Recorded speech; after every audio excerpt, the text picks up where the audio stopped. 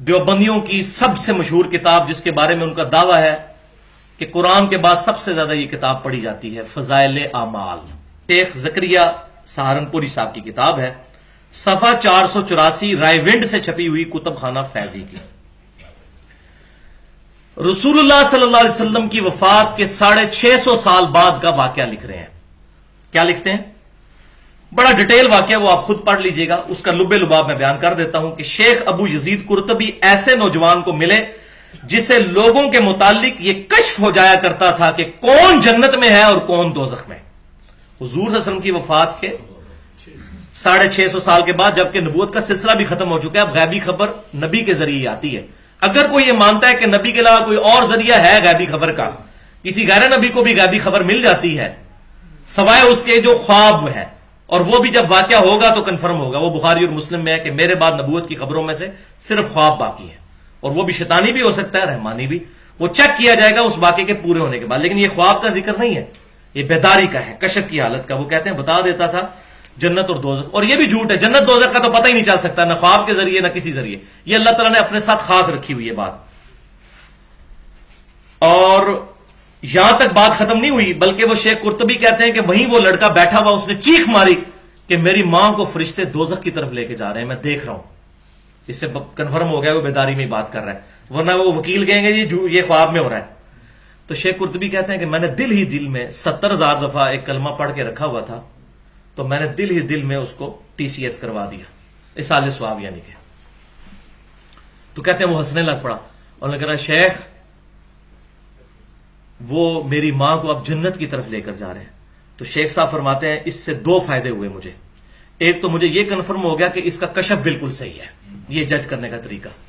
اور کہتے ہیں دوسرا مجھے یہ کنفرم ہو گیا کہ 70,000 دفعہ کلمہ پڑھ کے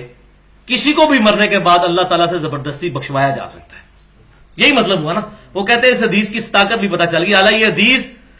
کہیں پر موجود ہی نہیں کسی اہل سنت کی معتبر کتاب کے اندر کہ 70,000 دفعہ کلمہ پڑھ کے کسی کو بخشوایا جائے، ورنہ تو بڑا آسان کام ہے۔ لال مسجد کے جو قاتلین ہیں پرویز مشرف سمیت سماج سارے اس کے معتقدین، تو ٹھیک ہے وہ جناب 70,000 دفعہ کلمہ پڑھ کے تو بخشوا لیں اپنے آپ کو، جتنے انہوں نے وہاں بے گناہ لوگ قتل کیے تو ٹھیک ہے بخشے جائیں گے، پھر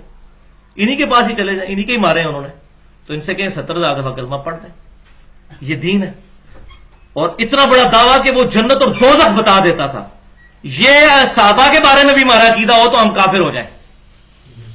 بخاری اور مسلم کی متفق علیہ حدیث ہے، نبی صلی اللہ علیہ وآلہ وسلم ایک جگہ سے گزر رہے تھے، آپ رک گئے، صحابہ آگے چلے گئے، یا رسول اللہ کیوں رکے؟ فرمایا 2 قبر والوں کو عذاب ہو رہا ہے۔ صحابہ کو تو 4 فٹ نیچے نہیں قبر میں نظر آتا تھا کہ عذاب ہو رہا ہے کہ نہیں، ان کے بزرگوں کو جنت اور دوزخ بیداری میں نظر آتی ہے، اور پتہ لگ جاتا ہے کون جنتی کون دوزخی۔ بخاری اور مسلم کے اندر کئی جگہ پر یہ چیز موجود ہے کہ حذیفہ ابن یمان رضی اللہ تعالیٰ عنہ کو نبی صلی اللہ علیہ وسلم نے منافقین کے نام بتائے تھے، کسی صحابی کو بھی منافقین کے نام بھی نہیں پتا تھے، جنتی دوزخی ہونا تو بڑی دور کی بات ہے۔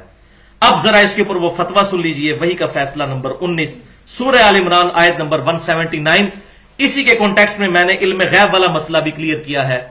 اہل سنت پاک.com پر، مسئلہ نمبر 6 کے نام سے، وَمَا كَانَ اللَّهُ لِيُطْلِعَكُمْ عَلَى الْغَيْبِ، اور اللہ کی تو یہ شان ہی نہیں ہے کہ تمہیں غیب کی باتیں بتاتا پھرے ہر ایک کو،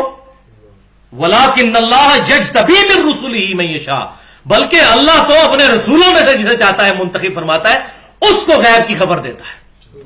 اب یہ دیکھیں اپنے بزرگوں کو رسولوں کے برابر اس سے بھی بڑھ کر درجہ دے رہے ہیں وَلِيَعُوذُ بِاللَّهِ تَعَالَىٰ۔ اور یہاں پر وہ پھر علم لدنی کا بھی سہارا لیتے ہیں، اس کا بھی میں نے پوسٹ مارٹم کر دیا، پہلی دفعہ کسی بندے نے ہاتھ ڈالا اس مسئلے کو، مسئلہ نمبر 55A کے نام سے علم لدنی۔ یہ جو عقیدہ تصوف کے اندر آیا اور ان بزرگوں کے اندر، اس کا تحقیقی جائزہ قرآن و سنت کی روشنی میں 100 منٹ کی گفتگو الحمدللہ اہل سنت پاک.com پر اپلوڈ ہے۔ یہ تمام عبارتیں آپ نے سن لی، اس کے بعد فیصلہ آپ کے ہاتھ میں ہے، میرے ہاتھ میں نہیں۔ اب ہم نے یہ فیصلہ کرنا ہے ان کے پیچھے، ان عبارتوں کے پیچھے، ان علماء کے پیچھے جو ان چیزوں کے ساتھ ہمیں اٹیچ کر رہے ہیں، ہم نے اپنی آخرت برباد کرنی ہے، یا ہم نے نبی صلی اللہ علیہ وسلم کی تعلیمات کتاب و سنت کی شکل میں جو ہم پر موجود ہیں ہمارے پاس، اس پر عمل کرنا ہے۔ میں آخر میں وہی آیت پھر پڑھ دیتا ہوں، بسم اللہ الرحمن الرحیم، سورۃ الاحزاب آیت نمبر 57، ان الذین یؤذون اللہ ورسولہ، بے شک وہ لوگ جو اللہ اور اس کے رسول کو اذیت دیتے ہیں، لعنہم اللہ فی الدنیا والآخرہ،